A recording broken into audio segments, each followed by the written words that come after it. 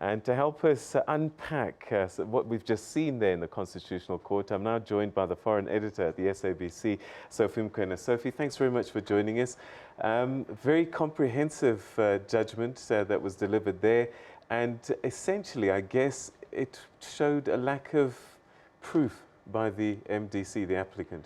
Well, the Constitutional Court was fully aware that all eyes are in Zimbabwe right now, or on the Constitutional Court itself, and the credibility of the institution was at stake, but also the credibility of the country. As you are aware that after the coup, Mnangagwa promised that they are going to do everything by the book in terms of the rules of the country and the constitution, and to ensure that democracy prevail in that country. The problem here, even a journalist or an ordinary citizen in this country, if you are aggrieved, you have to prove that you are aggrieved based on A, B, C, D. In terms of elections, with the little experience one has, having covered elections both in South Africa and outside the country, the issue of recount is very, very critical. The issue of the V11 forms, it's something new in some countries. But in all countries, a recount, if you are aggrieved, demand a recount immediately, so that those discrepancies, you can be able to write them down, that we did a recount in full view of the party agents, in full view of the electoral officers. This didn't happen before you even take the matter to the Constitutional Court. And remember, MDC had reservations in terms of the credibility of the court. So do what you know you have control over. To count, I mean, don't tell me there's no one who can count. I mean, MDC lawyers can do that. They can even appoint accountants to come and help in terms of counting. Therefore, counting was so important. And of course, the V11, if your agent has signed a V11 form, that agent agree with whatever is contained in that form. So the V11 forms also played a very important role in the judges arriving at the decision. The other issue is in terms of whether teachers were disadvantaged. They should have gone to maybe 100 or 20 teachers to get affidavits of those teachers saying this affected our rights in terms of exercising our right to vote in this country. Simple thing to do. And I guess you would have found perhaps teachers who would be willing to do that, who are brave. Teachers who would be saying it's about democracy in this country. So it's a question of evidence. And the judge said quite often, actually, when he was dealing with the various layers, constantly said the applicant came with generalized accusations, and he even said startling some of the allegations that he put forward.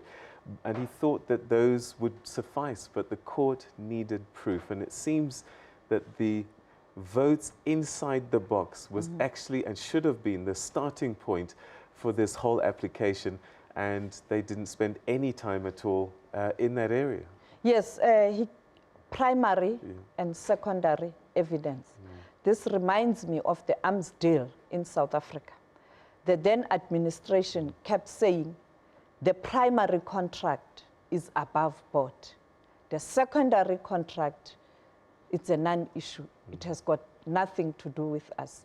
Here the court is saying we want primary evidence, not secondary evidence. He also said it's not our job to decide who wins, but just to hear that, in fact, he says we don't start from the premise that the election is not fair. We start on the premise that it is fair, and you have to prove to us that it wasn't. And again, they didn't come with enough. Yes, because they believe they are the last option in terms of ensuring that you settle the dispute, because at the end of the day, in terms of the constitution of Zimbabwe and the laws of that country, the Electoral Commission is the one that has to declare a winner. But if you are aggrieved, come here, let's discuss, bring evidence.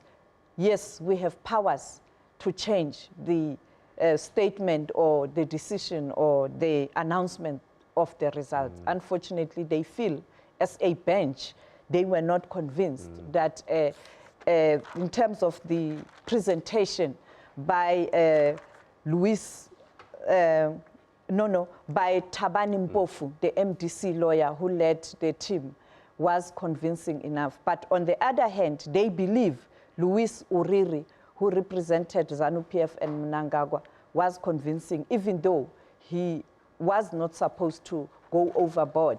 And secondly, the lawyer also that represented the ZEC was able to convince them that whatever ZEC did was above board. But also my question is, if you are disputing results, who will be your first respondent?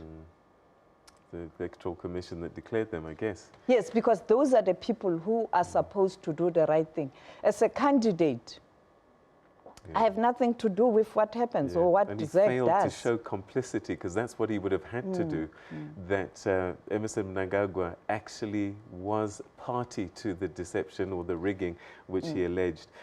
So the result is in. Emmerson Mnangagwa is now president-elect, and he will become president. The big question now, I guess, on people's minds is, what's now for Zimbabwe? Do all those things that were contingent, that were on pause, now suddenly start to kick in? The foreign investment, the Zimbabweans coming from the diaspora, the economy kicking off.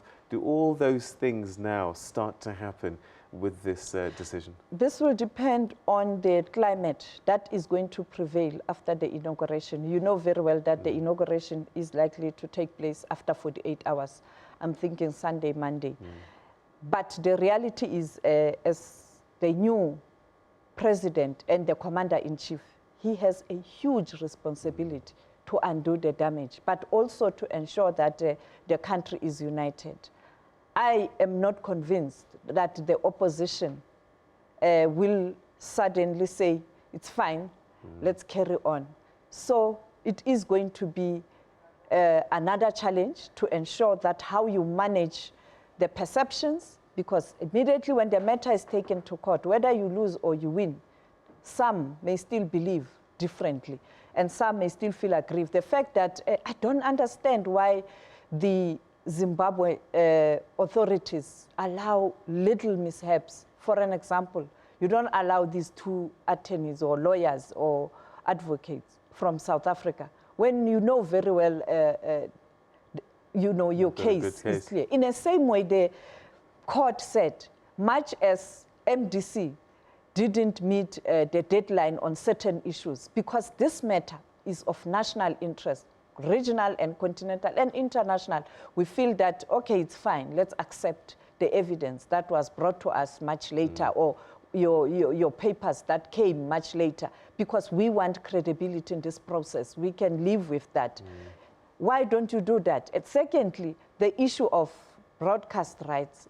Maybe I'm biased, but just allow one national broadcaster and one international news agency, not even a broadcaster, a news agency, to record and share with everybody, as it has happened today, for credibility, because you have a president-elect who said, I want to do things differently. I don't want to be Mugabe.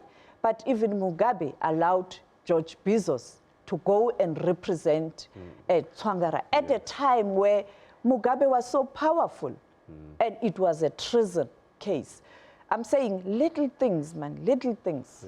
Sophie, we're going to have to leave it there, but this is a story I'm sure that we'll continue to discuss and explore as people start to digest the information or the breaking news that the MDC's application, Nelson Chamisa as the leader of the alliance, the MDC Alliance, had applied to have the harmonized elections annulled. He's failed in that application, and that means President Emmerson Mnangagwa is likely to be inaugurated within the next 48 hours.